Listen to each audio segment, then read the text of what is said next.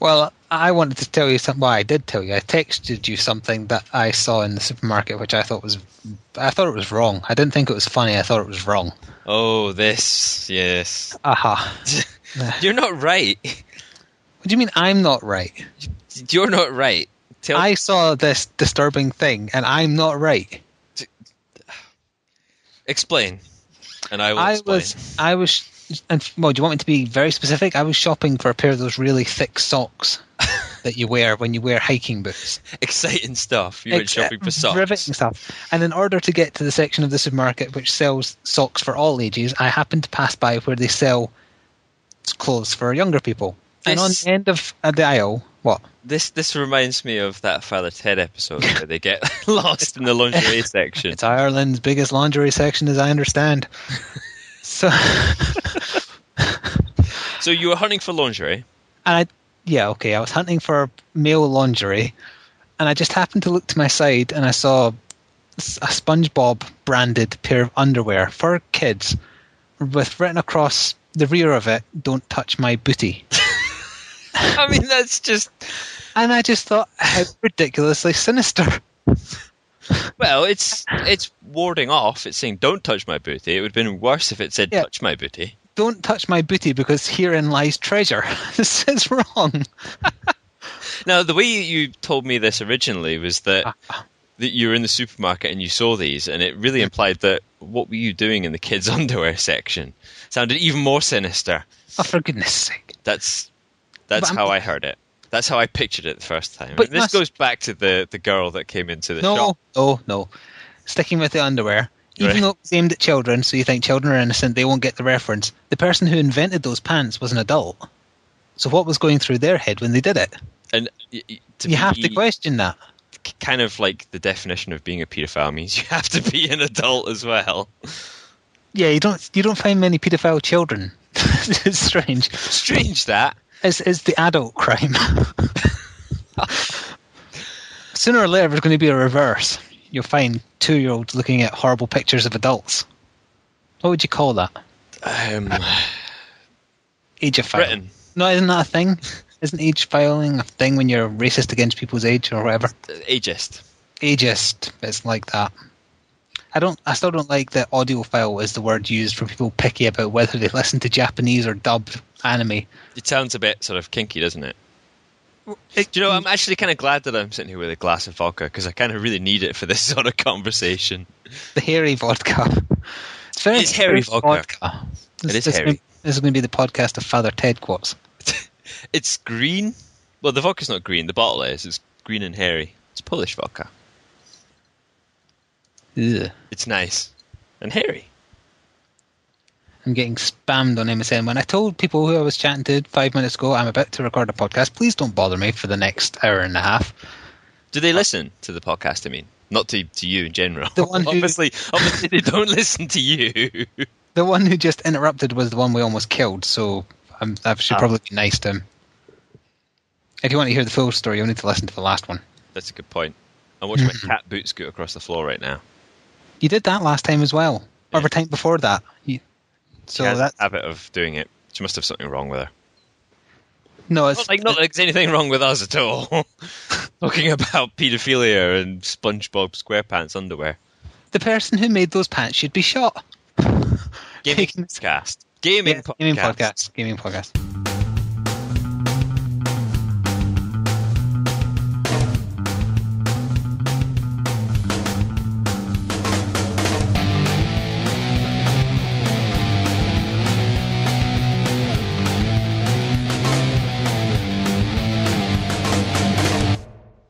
Hello and welcome to the Brain Go Hurty podcast. This is episode 19. Hard to believe that we've managed 19 episodes, but yep, episode 19. If you skipped the beginning, you were very wise to do so this time. I'm Blighty and I'm joined as ever by Flick. Stop calling them episodes, they're podcasts. We decided at the start, the very first one, we were going to call it episodes or podcasts or... It's podcasts. All right, okay. Even though they're on YouTube. Yeah. Well, we're innovating. We're joining what's the word? We're Everybody does everything on YouTube now. How much of that vodka have you had? Not nearly enough. Yeah, so here we are, number 19, and this is the second one of 2012. I'm stating random facts now. Any particular reason why? Just because you've run out of...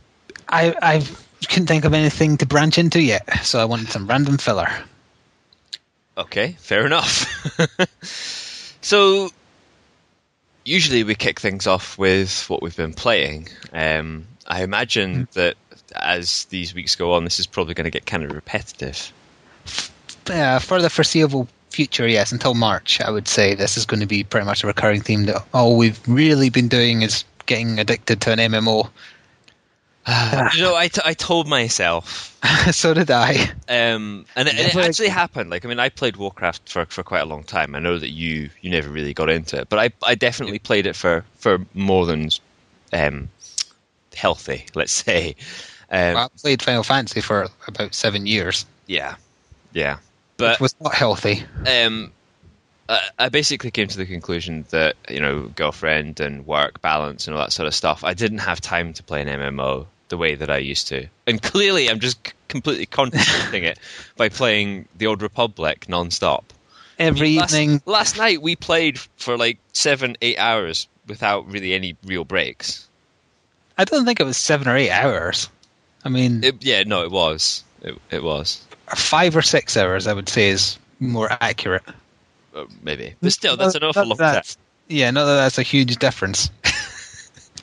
But we have been playing other things. So we better get them out of the way first, because we're going to spend a hell of a lot less time talking about them. That's a good point. So yours is probably more interesting. So what have you been playing other than The Old Republic? Is it? Oh. Yeah. My prediction is that you've been playing Disgaea. You would be correct. I have been, yes. Still leveling. And DLC as well. Yep, you've probably been playing something on your 3DS.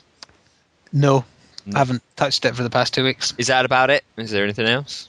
I've been reading a book.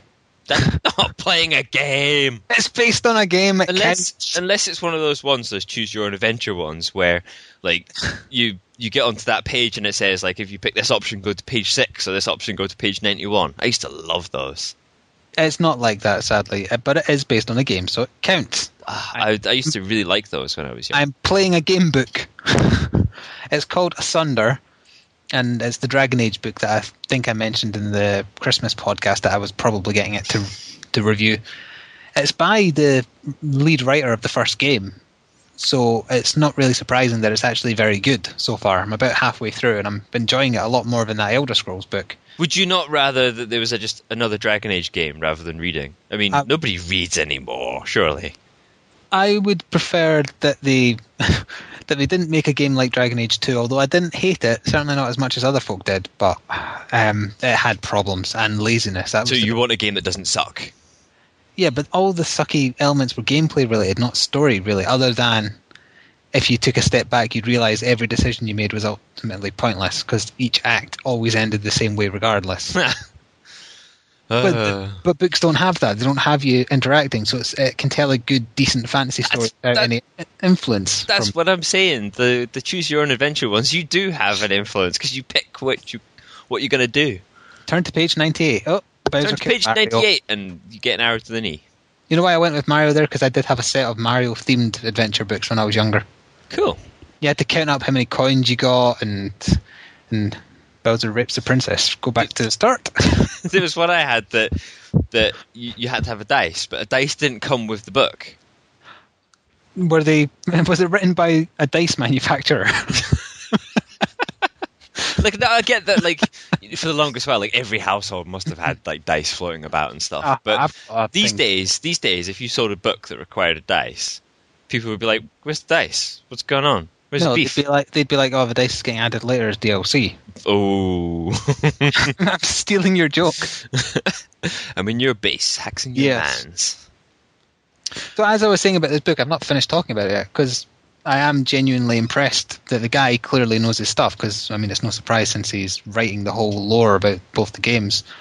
And it's got characters from the games in it, and it's set after the second one. So there's a bit of a spoiler in it if you haven't played the second game and only played the first. I assume that they're probably thinking that if you've gone out and bought this book, you've probably played both the games and it's not been enough, and that's why you've had to go out and get the book. But you could also argue people loved the first one, but maybe they didn't bother with the second one because it changed from RPG to push button, get awesome. I hated I played the demo and I just hated it. I was just like, nope, not for me, in the bin. So I can give away, because it says it on the back, that Wynn is one of the main characters in it, which is the old white mage being kept alive by a spirit. And also, I don't know if I can mention this since it isn't revealed until about halfway through. And well, there's other characters that were DLC for the first game, shall I say. So basically you're saying that there's stuff in there that will interest people if they've played the games and enjoyed the story, even if they didn't like the gameplay. Yes, my only bit of complaint with it so far is if you didn't like all the Mage Templar stuff from Dragon Age 2, it's more of the same. Oh, well, so, I never really played it, so I can't comment. Well, anyway, so that's what I'll be doing. I'll be reviewing that when I get through it. It's actually quite long. I mean, it doesn't look long to look at it, but the font is ridiculously small. So it's an engorged book, is it? No, it's just tiny font. Ah, okay. What we're doing, what I was playing, and I was playing. I was playing the book. It makes perfect sense, and I think that's about it. I haven't even been playing the Professor Layton game. That's why you asked about the 3DS, didn't you? Yeah. I forgot about it. Very nearly finished the one I was getting through. Other than that, nope, nothing. So it's basically been all Old Republic, but I know that because all I've managed to squeeze in, other than that, has been we did a little stint on Amnesia: The Dark Descent. We managed to get that sorted and finally rendered and uploaded. Which you got from Noodles, and I've been watching you play it. I'm not actually. Yep. I'm helping. Some people have been confused about whether the game's co-op or not because you're just using the Skype screen shared thing. So you can sit and poke fun at how shit I've been playing through the game and watching it as it unfolds. I'm your Navi. Yeah. Hey, listen! What was that over there? Hey, look over there. What's that? What did that say? Hey, listen! There's his weak spot. Hey! It's fucking annoying. I hate Navi. Just want to smack her in the face. But yeah, no, it's been quite fun. It's a sort of game that there used to be an awful lot more of these, in years gone by. The one that we could never remember the name of. Oh, did you find the name? Please tell me you found the name, because it'll bug me for the rest of us if you haven't. I didn't, actually. That was genuine pain. I could have... I could have gone and looked, but I remember it had a kind of longish title. So if anybody out there remembers, it was an old game on the PC. It had quite a few discs. It was on CD at this point, wasn't it? If I remember rightly, it was on it was on CDs. Yeah, we're in that realm. Sort of first-person shooty, sort of haunted housey from what I remember. But it was live action sort of. Yeah, it had a bunch of live action cutscenes. Not terribly well acted, but you played in first person usually. It was all sort of culty, sort of mythic-y cult stuff, kind of modern day-ish setting.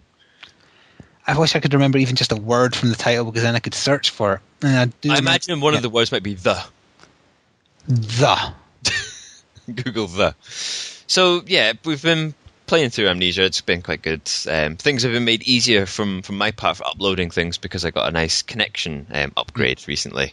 Oh, I was going to warn you during the first 5 minutes that do not bring up your connection.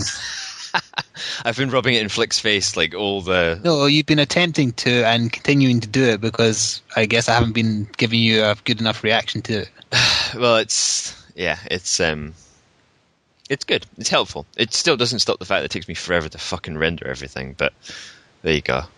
So... Sticking with Amnesia, do you have any thoughts on it so far? I know we've only played it for 2 hours or whatever, but... There's some things that I do...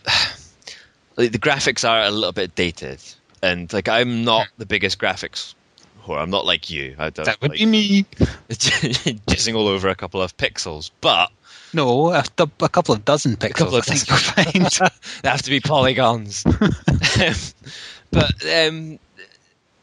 my only niggle would be that it is dated a little bit in the graphics department, but... I find it a bit convoluted, the whole you'll lose your sanity if you're in the dark. I know they've made a reason for it, that he was apparently trapped in a tomb or something, and I guess that's why he's got a fear of it. but it's just it's very convoluted so that you can't keep running around in the dark. And it's not made clear specifically if you're in an area that's dark enough, because the whole game is kind of dark. So you don't know whether or not you're actually in the dark and losing your sanity or not. And there's not like a health bar that ticks down or a timer that ticks down to tell you you've been in the dark too long. You have to look you have to go to your inventory to do it. Yeah, if you want to see your health and your sanity bar. So yeah, it reminds me a bit of Eternal Darkness. Do you remember that for the GameCube? Yes, it did twisty type of horror things. It used to like randomly blue screen on you for a laugh and stuff. Yeah, or show the volume bar going all the way down as if you were sitting on the controller. Yeah, I remember once you walked into a room and your head randomly fell off. That kind of stuff was amusing. It was good because sometimes it would just like randomly kill you or spawn enemies or teleport things around. It would just do all sorts of weird and wonderful things, and it was designed to try to fuck with your head. And I suppose it succeeded a little bit. A little bit. So, are we moving on to Old Republic, or have you got anything else that you've been playing? On your phone or anything like that? No, I mean on my phone I've only really been picking up silly little like apps that don't really... They don't really warrant... They don't warrant being spoken of. No, stuff like jumping monkeys and silly things like that. That stupid monkey game, yeah. Like Puzzle Bobble type things and stuff, just usual. You say it's not worth mentioning, and yet you mentioned it to me the other night there. Well, you asked what the funny noises were. Well, okay. I thought it was punching a gibbon or something.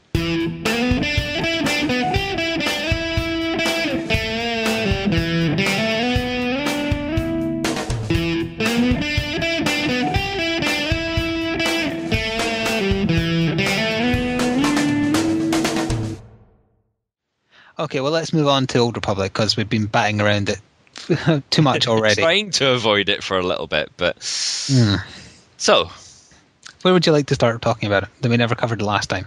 Well, I don't think we really covered much about the script. Not so much like what's actually written, but the way everything unfolds. We made a big deal in the last podcast about like one of the reasons why we felt it was such a good MMO, and what actually brought it out among other MMOs that have come out since WoW, let's say. And the whole having proper sort of class quests that technically you have that sort of interaction where you're making the choices and stuff. Yes. And one of the things that seems to have shone through is that everybody's finding the Sith campaign to be like much better, much more interesting. And a lot of my thoughts at first were that people just like being a bastard. I mean, hell, if you watch our gameplay, I'm playing as a Jedi, but I'm being a right beep. Yeah. I can say beep, can't I? No. I can't say beep. Stop saying I'm going to have to use that bleeper. Yeah, that's all going to get bleeped out. That's fine. So, but when you look at the point you're making is that you can be a bastard on either side. Oh, yeah, that's not really the reason. Bad or really good, depending on which side. It doesn't matter. But I think that somebody touched on this, and I can't remember whether it was on Kotaku or some forum somewhere, but I think this is the theory that I agree with, is that it's easier to write for a proactive protagonist. And being evil is being proactive, because they're trying to do something to achieve something. They're going out there thinking, right, we're going to go and kill these guys, or we're going to go and like take over this planet or something. Yeah, whereas heroes are reactive. Heroes are always reactive. They need somebody bad to make them a hero. I mean, that's a given, but you need something bad to happen, and you're just reacting to it. And it feels that. I wish more people knew that. Where were you when George Lucas was doing the new trilogy? But this is the thing that I'm going into next, is that if you go through like watching the whole 6 films, I've started doing that actually on the Blu-rays that I got for Christmas, and the Jedi history is explored a little bit more in the films and the games and stuff, and the history behind the Sith isn't really touched on as much. Yeah, pretty much not at all. And it's nice to go in and get a little bit more of, not necessarily a backstory, because obviously this is not necessarily canon. I don't think they've ever really announced if it's, because it's set. No, I think unless George Lucas has solely written it, it's not counted as canon, even though people do better things than him. So it's not canon, but some of the stuff is, they haven't just decided to make up a whole load of things, like the Sith homeworld and things like that. You know, a lot of the backstory and stuff there. It's interesting. It's new stuff. It doesn't feel like you're just going, oh, right, yeah, another Jedi Master that did this and did that. But then when you're hearing about, like, you know, one of these Sith that tried to do something or whatever, it seems much more interesting. And I think that's why we have the problem where Sith always seem to be on a much higher population than the... Well, it isn't just Sith, it's the Imperial side Sorry, in general. Should state that. Yeah, you always get that confused. And people are also citing the fact that all the Imperial side armor looks better. Also, doesn't help matters. I haven't really had a good look at that, but Although apparently they have the most boring story, because apparently Bounty Hunter is the worst. And that's on their side. Yeah, I mean, I played Bounty Hunter a little bit, and it just seems horrible. And from what everybody's saying, I mean, I think I still might try and give all of them at least the benefit of the doubt to level 10. Yeah, you're going to have to give one of them more than that, though, because we'll eventually have to move on to playing as our Imperial characters. Eventually. Yeah. Once we run out of stuff to do on the Republic side. But we are playing a lot, but we kind of are taking our time because we're doing it as a 3-man, but doing everyone's class quest together and stuff. And it's better that way, because we're not like the folk who are already level 50 going, why isn't there anything to do at level 50? The game's been out for 2 weeks. Exactly. That's one way to fucking destroy it for yourself. Completely annihilate everything within the game within a couple of weeks, and then you're left there going, right, what do I do? PvP. Mm-hmm. Well, it's fucking broken. Oh, shit, what am I going to do now? And then they'll rage quit and probably never come back. That really got my nerves when Kotaku seemed to be reveling in the fact that they broke the endgame PvP, and then they didn't report on the fact they fixed it less than 24 hours later. I find that very interesting. I think it's more cool like it's getting a boot in at EA more than anything, I think. It's cool to hate.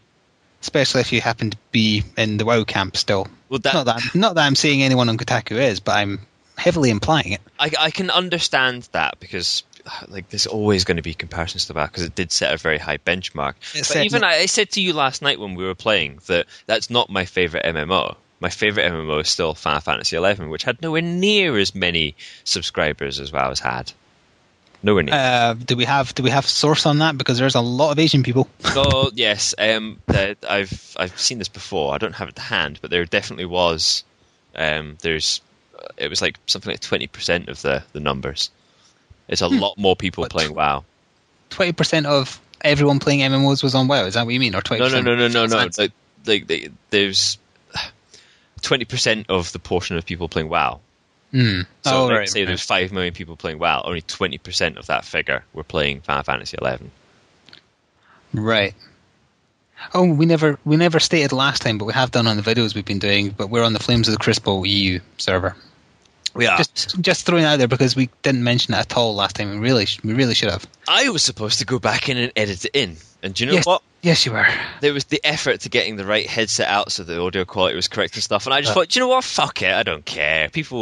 I said people will guess, but you can tell from your videos if they link through from that. Yeah, we've said it on a few of them now. But yeah, Flames of the Crucible. So drop us a message. You can send us money. Yeah, send us money. That'll do. Yeah, I do need a new speeder. Yeah, one of the fancy ones, not the awful one that I'm going around with that looks like a lawnmower. It does act a bit like a lawnmower too. On the subject of why Imperials are better than the Republic, I do also have another theory, because all the Imperial NPCs are either English or Scottish. And I've been speaking to quite a few of them, because I have a... You've been speaking to a few of the NPCs? Yeah, well, for quests, I mean. I don't mean I've been speaking at my monitor. Hello, NPC. Do you have a quest for me? Good day to you. Dost thou wish to take a gander at my lightsaber? So my point is, maybe it also... It's pink. To people who listen to things only because the people doing it have weird accents. Okay. But they're not weird to me. In the distance. I know it's not weird to you, but more Americans play it than English people. So what you're saying is that Americans should listen to us because we've got weird accents to them. I'm saying Americans do listen to us purely because we have weird accents to them. So we should enforce this. We should reinforce the stereotypes. I think we already do, sadly. You could open the podcast next time with "Och, aye, the new." No, I will never do an impersonation of a Scottish accent. I mean a genuine one, not the posh Scottish I speak. Another thing that kind of ruins the atmosphere of the game. This is a real example I saw I was on my Trooper, I think it was. just to give you the level of idea of the kind of level of person playing, someone asked in the general chat, which is a mess of a thing at the best of times. It always is. General chat is a nightmare. They asked, how do you open this door in so-and-so quest? So that's person 1 saying that. Person 2 immediately says, use the Force. Person 1 instantly replies to that, fuck you. Can you not appreciate a good Star Wars joke in a Star Wars game? Maybe he was playing a trooper too. I love that there was like, may the Force be with you, and Stephen stood there going, I'm a fucking trooper. The Force isn't with me. He's like, he's definitely like the red shirt. He is our red shirt. He keeps dying and getting replaced. We're on like our 17th trooper. But they're just clones. I mean, who cares? Not yet. What, they're not clones back then? Are you sure? Yes. Do you have a source on that? The clone. I'm not going to get into fucking Star Wars lore. Okay. Okay. So what else, Old Republic-wise, do you have to talk about before we move on to other things? I'm sitting wondering, actually, whether or not it's going to go the distance. Do you think you'll still be playing it in a year's time? I sort of asked these open-ended questions in that article I wrote, which is now on Critical Gamer. I assume you haven't read it. I have not, no. No. I'm not going to lie. Not yet. That makes a refreshing change. Hey. No, I don't see myself playing in a year's time. I mean, I remember when I actively asked myself that when we played DC Universe, and I really wasn't getting into that game. I think it will very much depend on how much content they add and how much they support the people playing it. I think there are some really key changes that need to be made in terms of the classes. And I think one of the reasons why WoW is so successful and why people go back and people play different classes and they keep playing and they keep playing is because each of the classes seems to be quite diverse. And they definitely feel like they have a particular niche and a different playing style. Whereas I don't think that the classes have got that diversity in Old Republic. That could be because they'll have an elite tier of classes in the plan for the future. Now that would be something interesting. A further branching. Maybe even if they added new classes later down the line as well. These are all things to speculate on. But Wiki class. If they allowed you to play as things like a Jawa or a Wookiee, or I would be right in there. I mean, as soon as they allow you to, I would be a toss-up between Wookiee and a Jawa. It would be. It would be very difficult for me to be both. Be a Wookiee dressed in a Wookiee and Jawa, or a tiny little Jawa going. I think part of the terrible Wookiee impression. It was. It sounded more like you were being stabbed, which. This is Scotland, so maybe you were. I think part of the problem is that they make it feel like a single-player game in so many ways that people who are wanting the pure MMO experience aren't used to it. Like, we've seen people who just skip through every conversation, and that gets me so angry. I think that the way that we're playing it is the way that it needs to be played. Where it does. Rather than playing it as a big MMO, play it like it's like a little sort of party game, like it's little co-op game, like a co-op. Yeah, exactly. So we're playing it as a 3-man co-op game, and we're all seeing each other's sort of storylines as we're going through. Yeah. But generally, it's sort of single player, sort of multiplayer, but we're not treating it like a big MMO. We're not doing totally random groups. We're not joining in on big PvP and stuff at the moment. And even if we did, it would feel like just like playing. We'd still be a team versus. Easily. Yeah, it would be like playing versus mode as opposed to playing an MMO. And I think that might be one of the things that they'll need to bridge the gap on. Otherwise, it might not live for very long. That's partly why they have the companion system in, so people who don't want to play with anyone can just enjoy it almost as a single-player experience. I mean, it has been one of the things that has been touched on before in other MMOs that have had to adapt to people that want to play on their own. But I'll take Final Fantasy as a good example. They did that eventually. They made it so it's easier for you to level on your own. And that, to me, destroyed it. One of the best mechanics about that game was you were forced into having to group with other people to achieve anything. Unless you don't like being forced to do it. That's the only thing. It was frustrating at times. But yes, it was. When the game first started, spending a few hours looking for a party, that wasn't any fun. Yeah. It meant that... One of the good things about that, it meant that reputation was a lot more important. Having a decent reputation in games like that Oh, that's true. Actually, that's an interesting angle to look at it from. You were more worried about being a dick or causing problems for the group or doing anything that could sully your name, because then people that are still, because it took a while for you to move between level brackets back then. Yeah. That if you want to try and group up with some of the people that potentially could be, the next night trying to set up a party, they go, I'm not partying with that guy, he's a dick. You've made me remember, I was partying with my friend who was in the same guild as me, and we were in this place, and another party led by someone decided to camp right on top of us. And the people in our party were going like, oh, this guy's a dick, isn't he? Look what he's doing. So I said, yeah, so-and-so, he's famous for it. I would never invite him. Then I said in guild chat, I don't know that's true, but it might be after this. So I sullied him on purpose because he was doing something. Did that happen to be in Crow's Nest? Just out of any chance? I think it was in Sky. Okay. America. Crow's Nest used to be really bad for people camping on top of each other. Let's not get... No. That's getting into beardy territory. MMO nostalgia. Yeah. Gotta love it. The reason I was bringing up the companions as well is because on my Jedi, I've actually started romancing my companion. So it even includes that kind of option from like Mass Effect and the other Knights of the Old Republic games. It's good. It's good. It's good that they've got it in. Yeah, so it's my Jedi's romancing my girl. I mean, that won't lead to anything bad. When has that ever happened except that one time? So if you were trying to sell it to somebody, what would be the one thing that you would say, like, if you like this, you will like Old Republic? If you like not being stabbed in the chest by this game from me or else. I assume that's what you meant. Did you mean if I was threatening them to buy it? I mean if you were trying to recommend it to somebody. Oh. I was trying to be professional for once, and you fucked it right up. Like what I would say, like if you liked Mass Effect. Now I haven't actually got around to playing the second one yet, but if you like Mass Effect 1, if you liked Mass Effect before EA sucked the life out of BioWare and destroyed its soul. But on the side, you kind of liked a little bit of multiplayer action that you could probably get your friends involved. Like if you wanted to play sort of a multiplayer Mass Effect, this is the game for you. Just bonus that it's Star Wars, because you can't fault it as a universe for having fun in. Yeah.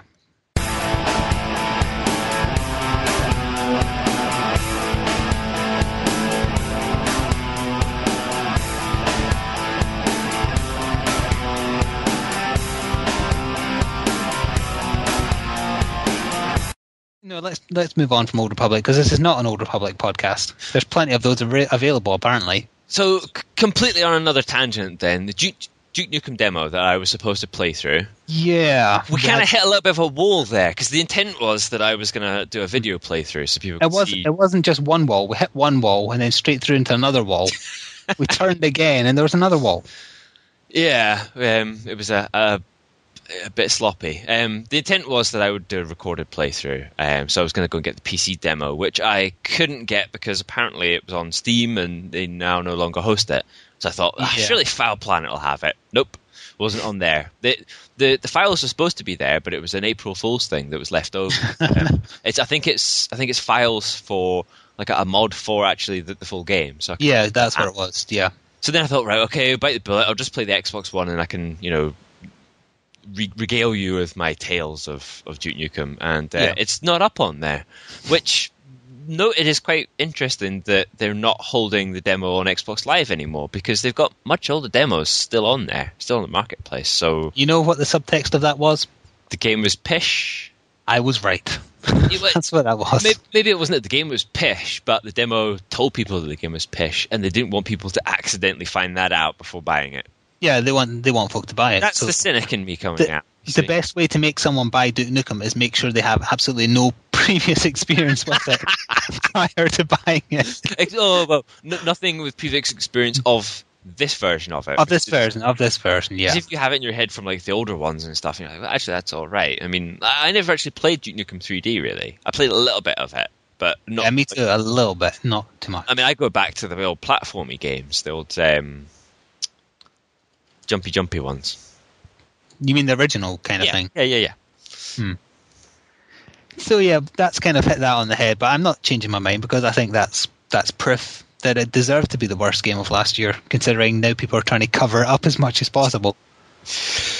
If I find it in like a bargain bin or something like that for under £5, will I buy it just so we can? It might be a Steam sale or something at some point next year. Well, yeah. See. It might be. Speaking of Steam, we have a Steam group. Let's tour that. Yeah. Okay. Sure. Why not? Okay. There we go. That's that done. Steam group. Moving on. Go now. The more people that get involved in the Steam group, the more likely we are to maybe like host, Team Fortress 2 night or something like that. Something with a bit of fun. Yeah. So, and there's a button to it on my YouTube page. I think there's one on yours as well, isn't there? If you've done what should be, yes. Yeah, it should. So if you get involved in that, we'll try and get a bit more of a community going on there. And I found that game. Yes. What was it? Yes. So you found the game that we were commenting on just now when we were talking about Amnesia. Yeah. When we were talking about the game on the PC, the really old one, I found someone in America who's selling it. What's it called? I'm not sure I should tell you. It doesn't really bother me. It was you that it annoyed. Okay, the full title is Realms of the Haunting. Ah, that was it. So I was right. It did have that in it. Yeah. It has a half-burned man on the front cover. Along with his hand or something that's burnt, or is it his face? No, it is his face. Oh. And the detective guy you play as and the heroine. You played as Adam Randall and you seek to uncover the mystery surrounding your father's recent death. Oh, dear. Oh, God, it looks so awful. But it used to be so fun memories.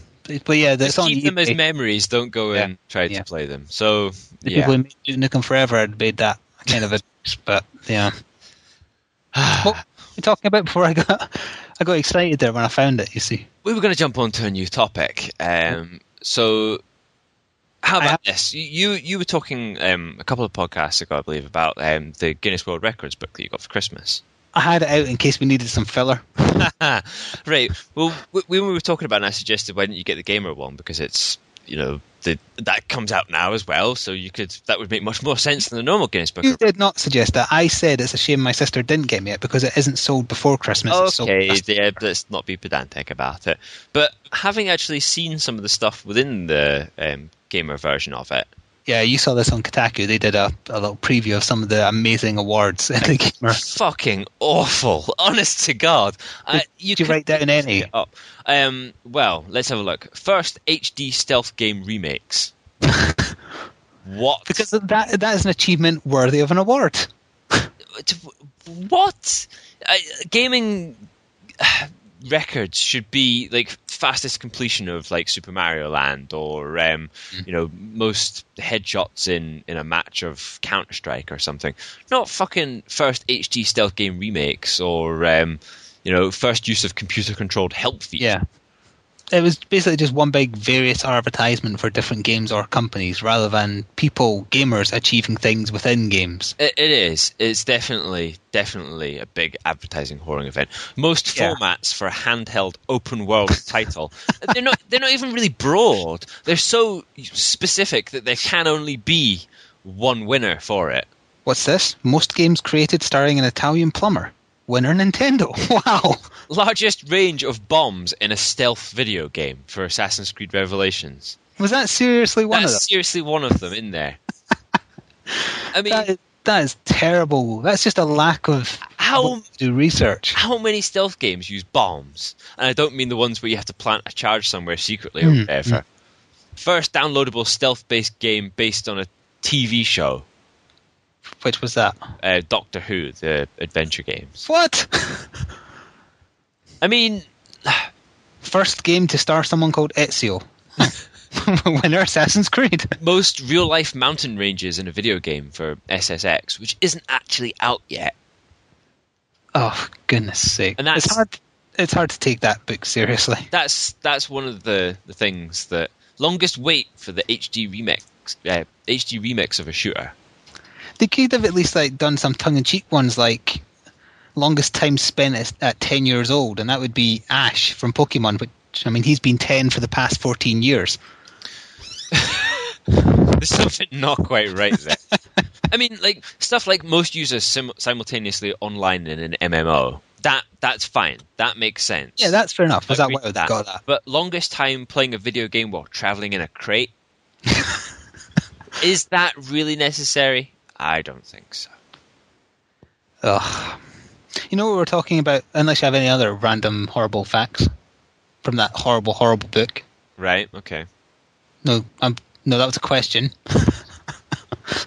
I was asking if you had any more to mention.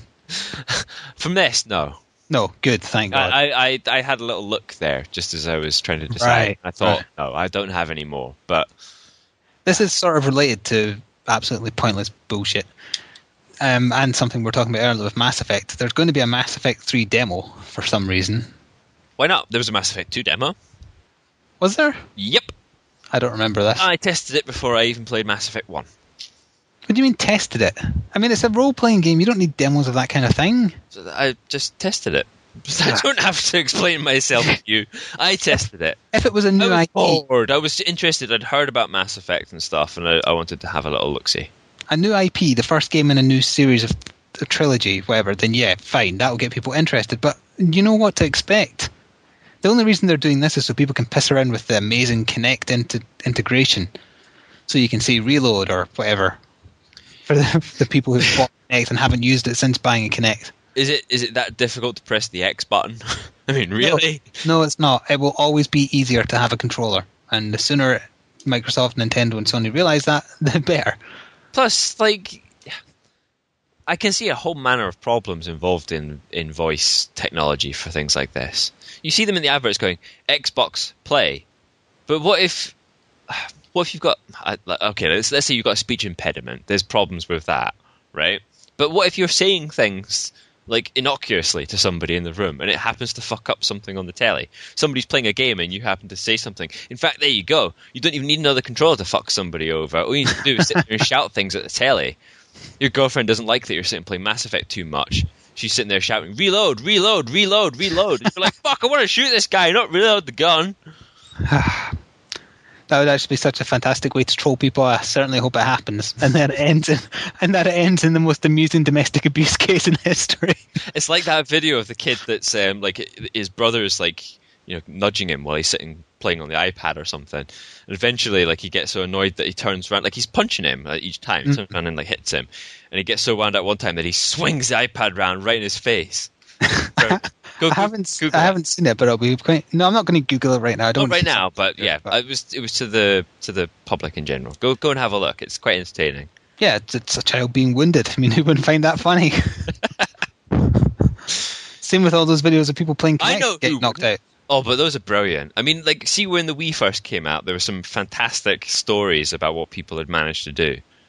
Like, there was a website dedicated to it. Exactly. I mean, like when you... Like, I'd never even imagined this when it came out.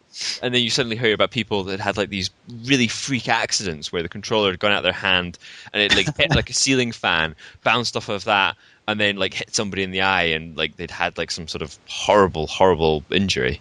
Yeah. Or where it bounced and happened to land on somebody's mobile phone across the room and totally shattered stuff. It's brilliant. Not for the person, but... I'm not them. I don't care. I have no sympathy for them. I know. That's why you have that little wrist strap thing that nobody uses. True.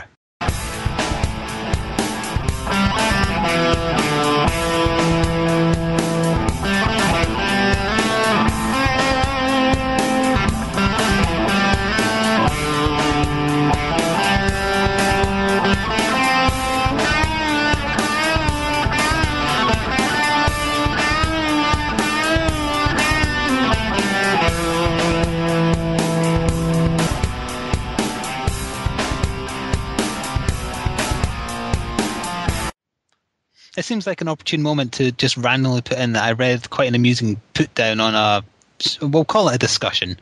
I think it was on Kotaku, I'm not sure. One guy said to another, "You're the kind of guy that gets used as currency in prison." I thought that was a fantastic put down. I'm not claiming they thought it up, but it's probably stolen from somewhere. I just found it very funny. Totally innocuous, but there you go. Good stuff. Because we all know what kind of guy that is. So, 2012 is looking to be the year of Resident Evil. Oh, I see what you did there. Because you linked like three things all together. That's amazing. There's a lot of Resident Evil stuff coming out all in one year. It seems weird. The most prominent of which will be the trailer of Resident Evil 6, which aired yesterday. That's quite good timing on our part with that one, because... because usually we're just on the day of something, so we have to report on it 2 weeks later, but... Yeah, so we've got... Have you watched it? I have, yeah. You have? Good. I have this time. I've managed to... something. So what were your thoughts on what it looked like then? Well, obviously it's really difficult to tell from, CG trailers. Well, it gets plus points for actually having gameplay in it, for a start, not just CG. I suppose there are bits of gameplay in it as well. Yeah, okay, I'll give you that. Some interesting new additions. Like one of the things that I think looks quite a lot of fun will be there's a bit where you see Leon sliding on the floor. Yeah, I think that might be fun, but I think it might get old kind of quick. Unless you can do it in like interesting situations and stuff. Yeah, like it doesn't state in the trailer or show you in any way that it's co-op or anything, does it? It will be though. But it has to be now, doesn't it? Because it was always showing Leon and that woman, and then it was showing Chris and didn't show Chris with anyone. I'm not sure. There's debate on who some of the characters are going to be in it, because obviously we know that Leon's there and we know that Chris is there. But there's a guy in it that some people are thinking that it might be Hunk. I'm not quite sure why he would be relevant, but it could be. Yeah, it's just because it's a fan favourite. But he seemed to be like superhuman and like in a kind of manner Wesker was almost in some of the bits of it. Which he looked like he was going all kung fu on a bunch of them rather than using guns. So I think that might be quite fun. I mean, that's supposed to be December this year, isn't it? Yeah, November. Sorry, yeah. And I think actually I'll put in an early guess now. The blonde girl, not the brown-haired one going around with Leon most of the time. I think the blonde one will be that Shelley girl from Resident Evil 2. No, not Shelley. Ashley from Resident Evil 4. Sorry, I get the two girls confused. Because she was the president's daughter, and the start of the trailer shows Leon facing the president zombified. I have a feeling that you're probably right on that one. Yeah, so Ashley will be in it again probably, unless she's also a zombie, which no one will care about. So we're going to have an abundance of Resident Evil related stuff. What are the other Resident Evil things? Do you know? You've got Revelations on the 3DS. Yep, which is out next Friday, in fact. Which I'm not really all that interested in, probably mostly because I don't have a 3DS. I wasn't going to be interested in it because, like we said in a previous podcast, they were going to stick a £5 premium on it, but in the end they haven't. So I am getting... They buckled under pressure. The bears buckled, by which I mean Capcom. Oh, sad face bear. Sad face bear. No money's for us. Until they bring out the DLC, of course. And then you've got Raccoon City Operations. Operation Raccoon City, isn't it? Raccoon City. Yeah, okay. When I see Operation Raccoon City, I'm thinking of that game with the tweezers. Bzzz. Oh, you pulled the zombie spleen out. Bzzz. Oh, you pulled his eyeball out. Bzzz. Did you watch the multiplayer trailer for Operation? I did. So can you remember what the game modes were? Because I wrote them down just in case you couldn't. No, I don't remember them off the top of my head now. Okay, well, they have the standard team attack thing, and I think that's the one that... Oh, no, and they also have Survivors, which is Horde mode, basically. Yeah. That's a given in every game these days. Yep. So and also along with the standard team deathmatch type thing, they have you versus them. Yeah. That's like heroes, villains, and also zombies, hunters. And also pause. I couldn't decide if I was going to say just zombies, but then I've gone with infected. That would have been a good. Infected then, okay, even though some of them aren't infected, because I mean the hunters are just made like that. They're not zombified frogs, are they? They're probably worse. No, wait, I'm sure it tells you in Resident Evil 1 what they were originally. I didn't pay attention to that. They were something originally that's been mutated. I think when they somebody described them as being skinned orangutans or something, didn't they? That was it. Yes. Yeah. Even though they look nothing like a skinned orangutan, but just smile and nod. Yeah, the other mode is biohazard, which is collecting samples, and that's basically just capture the flag, I think, or a variation of that. It still looks interesting though. There's one that's like defends the heroes or whatever. Yeah, isn't it? VIP one. Yeah, which again is a staple of pretty much any game these days as well. Yep. Well, if it ain't broke, don't fix it. Just make your own alterations and hopefully your own stamp on it. And just don't change too many things that make it crap. I mean, I'm wondering whether or not it's actually going to be any good. It sounds good in premise, but in actual, playing it, maybe it might not be. I hope it will, and we'll probably end up doing videos of it, maybe the story mode and multiplayer matches. Yeah, I reckon so. Who knows? It could be really good. I hope it is. I'm kind of hopeful. But if not, then towards the end of the year, Resident Evil 6. And I think this time we will have to do a co-op playthrough of it. Co-op playthrough on it, because we'll pick the same thing this time. But then, to be fair, the reason we haven't done the Resident Evil 5 one is because I didn't know that you were getting on the Xbox and PS4. Yeah, so nonsense. Yeah. So Operation Reconcile is one of the things that's out in March. And I was looking earlier, just before we got started, what else is out in March that I was interested in? Because I've been saying that it's a busy month. And really, it's not that busy. Only is there not another Naruto game out in March? Yes, that's when Generations is out. But I mean, that's not a game that you would rush to play through as soon as possible, etc. True. I'm looking forward to it. But it's a good way for you to whore more hits on your YouTube channel. Sadly it is, yes. Because nothing else works. Yeah. Borderlands 2 is out in March, but I'm not 100% sold on that. And Mass Effect 3 is out in March, but as I said, I'm not going to get that now. I think Mass Effect 3 I might get if I like Mass Effect 2 and when it's cheap. Borderlands 2, again, I think we might wait for it to come down in price a little bit, and maybe it depends on how it looks. Might see some videos. How it's taken by people as well, if it's slated or... If they're saying that it's just the same thing again, but, with then no. With dual wielding, now we can dual wield. That makes it all the better. That's the Bungie strategy of making... They'd have to make some real innovations, and I think they've kept a lot of the development of Borderlands 2 quite close to the chest, because I haven't really heard an awful lot about it. Have you? Other than at E3, no. Not really. So yeah. Something that's out sooner than that, the end of next month, in fact, is the Syndicate remake. Well, not remake, but it's based on the original Syndicate game, which I did actually quite like.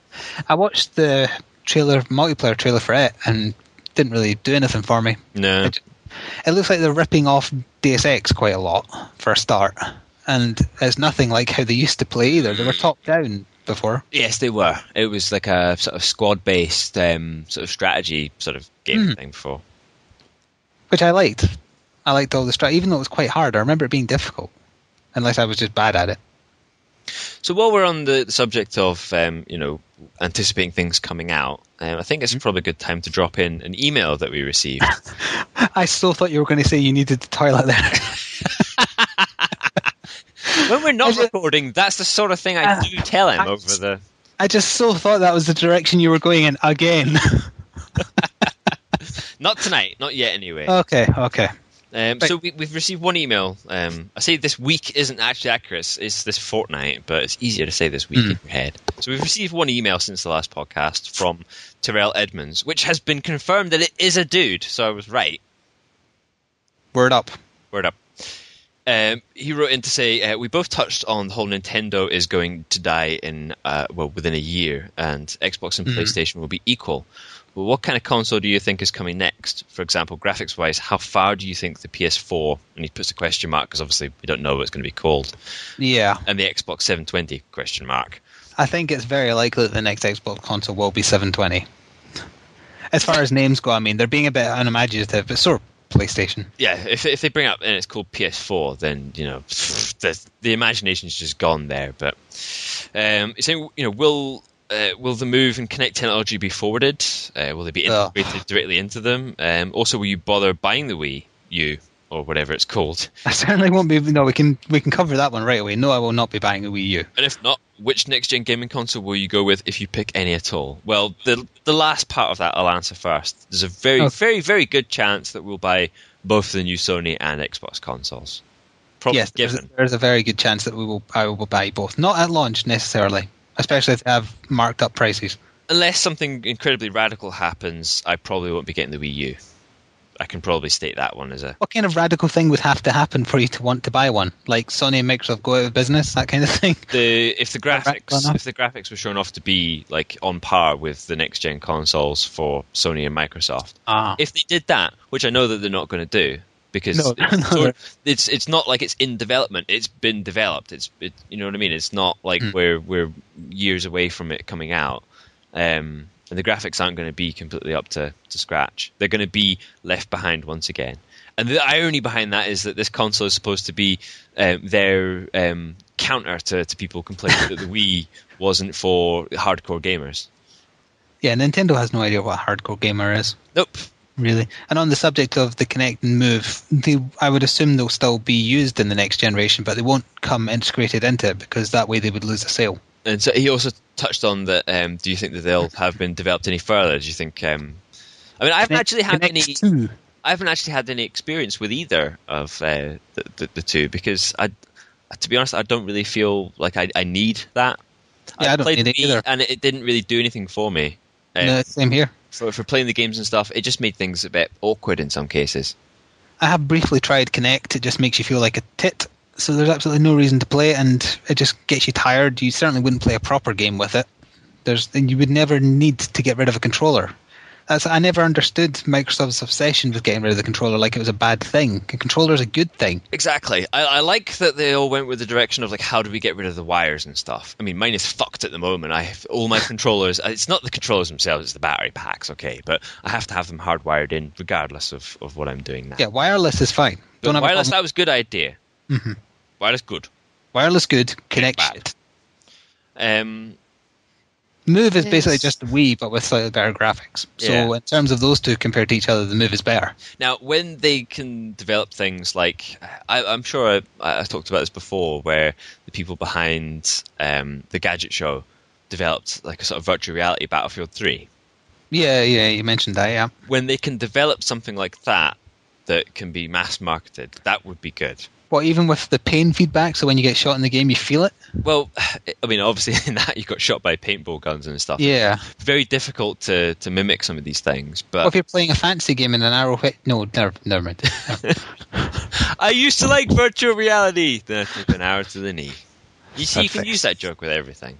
You can, and that's why everybody does. So, yeah, I don't think these new consoles are going to push the boat out an awful lot. I think graphics are probably going to be, updated a bit, but you know what? They're always a little bit behind the times than you see on a PC. You never see the new consoles come out and go, wow, that looks shit hot. You've already seen the graphics already put out on a really high-end PC somewhere. Mm-hmm. So it's already been done. On that subject, what was it, that new card that got shown off on PC on a stage demo, and then people noticed that you could actually see a bar along the bottom proving it was just a video playing, not the actual card doing anything? Can't remember what kind of card it was. It was one of the new generation ones. I have not heard of this. It's quite funny. Someone caught a screenshot of the play button on the bar, and yet the guy on stage was moving around the steering wheel pretending that he was playing a game being rendered in real time, showing off how amazing the graphics looked. Oh dear. Yeah, I got caught with their pants down just a little bit.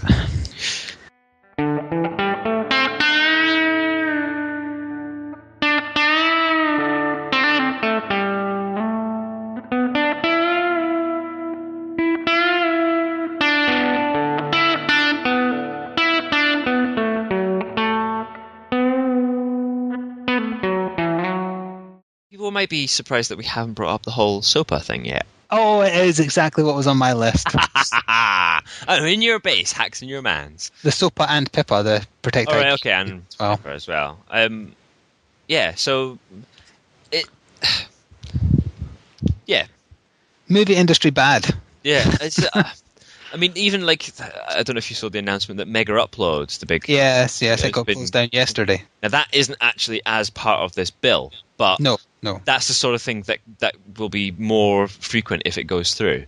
And I get the whole, copyright laws and all that sort of stuff and trying to protect the interests of, artists and that sort of thing. But to be perfectly honest, the amount of money that's still made anyway, despite all the piracy and stuff... Exactly. I don't see how there's a problem. And I'm a firm believer of the whole... They say that they lost X number of million in revenue because of people downloading things instead. You can't equate a potential purchaser to an actual purchase, exactly, because it's just not the same. It's not the same thing. And in fact, Notch kind of hit the nail on the head with a tweet that he put up yesterday, I believe. Basically, he stated that they put Minecraft.net down in protest. Many sites did, yeah. Amongst other people, they put that down. And he stated, as in a joking way, that they lost something like $200,000 or whatever that day in potential sales. Yes, yeah. Pointing out that it's only potential sales. They said that actually sales were increased in the day after the blackout. They went up higher than normal anyway. Yeah. Obviously, people just waited the following day to get it. Exactly. But it's just it's ridiculous. You can't equate it to potentially I'm a masked murderer. Potentially I'm God of the universe. It doesn't mean that if somebody gave you an AK, you would go around shooting people. Exactly. I mean, there's a fairly high chance. I mean, like, I know we're making like silly comparisons and stuff, but in reality, like I've probably bought more things from having like played the full version of something or downloaded a CD and then bought the full CD because I've listened to it first. I look forward to seeing how much the movie and music industries lose should these bills get passed and via a method of protest everyone stops watching films and buying music. Which is what will happen. I mean, in fact, if it passes, that's what I will be doing. They tried to pin like the decline of cinema, like actually people going to the cinema on piracy and that. Yeah, but it's not that. I don't think it's that art form. People are just more interested in the convenience of being at home. Yeah, everything has to eventually catch up. There used to be like illegal like TV streaming sites and stuff. But you don't need it because you have Netflix on your Xbox. Yeah, you have BBC iPlayer. There's actually a website that you can sign up for that my girlfriend uses that you can stream pretty much anything that you get on terrestrial TV, all of the Freeview stuff, and it's not illegal. I think one of the examples, like when Stephen Fry was doing a talk on piracy and showing things for free on the internet, he uses Monty Python as an example because they put all their movies up for free on YouTube and their DVD sales skyrocketed as a result.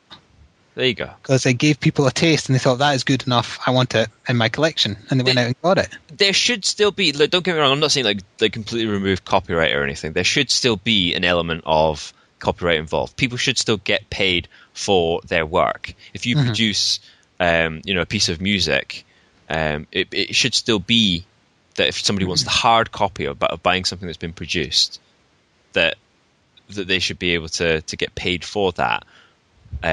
That would be stealing if you were to go in and take the hard copy of something that somebody actually manufactured. But if somebody had generated a copy of this, like you downloaded a song off the internet, that person hasn't actually lost out on anything. They've lost out on the potential sale, but they haven't actually lost anything physical. Exactly, yeah. You didn't go and steal a CD from them without paying for it, that somebody had to put the manufacturing costs into. I think the Wikipedia protest page that they put up when they took it all down was the very apt one, saying, this is a world where SOPA has been granted. A site like ours might not be able to exist because we are a source of collected information from other sources which are copyrighted on occasion. Exactly. And the interesting thing is that YouTube pretty much allows an awful lot of leeway on it because there's money involved. Yeah, YouTube might be one of the first things to go if it is passed because it is also American-based. It would have to, but that I don't think it would. I think that they would get around it because there's probably a bit of, I'm not saying like under the table money going on, but because there is actually money going on between some of the record labels. I believe that there's a deal with them to allow people to keep music videos and stuff on YouTube. As long as they do. Yeah, they do those official channels. Exactly. So yeah. It does seem a bit rich, the people in America in particular wanting this pushed through. When earlier last year now, the people were protesting because they found out that if you take into consideration inflation against how much the average American's wage went up, they've actually not had any increase since the 60s, whereas anyone in a higher management CEO position has gone way, way, way above inflation. I'm not going to get into a big rant about like how society and capitalism has potentially gone. It might lead to the death of everyone around you. Potentially. Lovely. Potentially, I've already won the lottery. On the subject of death, this is my closing point for the podcast. I think we're gonna end on death. This is potentially your end talking point of the podcast. Yeah. Okay. Potentially. Yeah. You might have a potential sale. There is an app that you can get called If I Die, And charming. basically, what it does is it allows you to record a video or write a message or put some pictures into like a file or whatever. It goes into a secure storage space where upon 3 of your friends confirming that you've died on Facebook, what it does is it posts the message after you've died.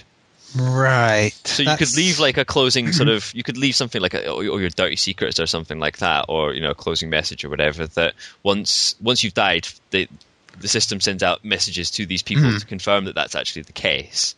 I'm dead now, sad face. Yeah.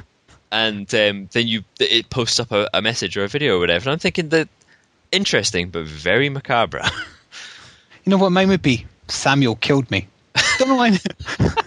Why Samuel? Who's Samuel? Don't know anyone called Samuel. It would just cause a bit. That would just really fuck people over.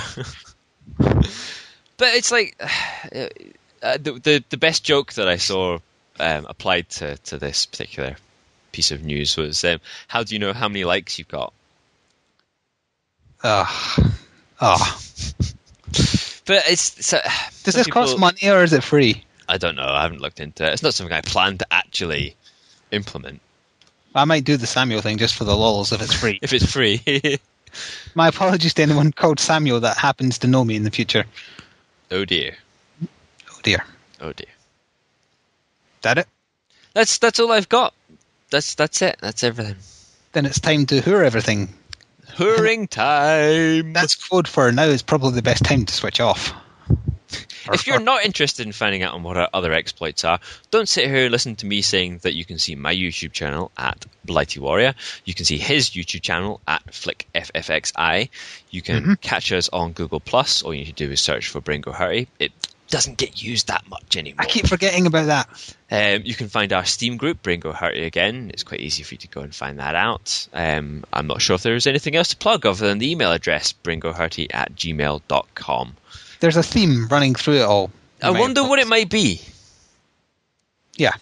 Potentially there's a theme running through it all. I'm guessing jam. Is it jam? Jam.